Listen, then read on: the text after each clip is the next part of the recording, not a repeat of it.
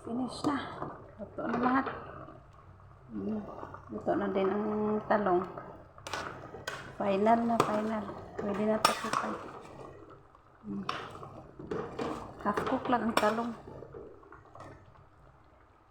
Tikman natin.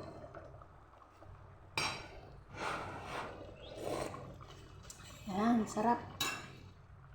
So, lagyan natin dito. Tanggalin natin yung heel kasi may isang tao hindi gusto yung heel para hindi niya makita. Ayan po. Okay na to guys. Pwede na to tanggalin. Sarap. Masarap. May manok. Ayan. Gusto ko tikman yung manok. Mainit kasi.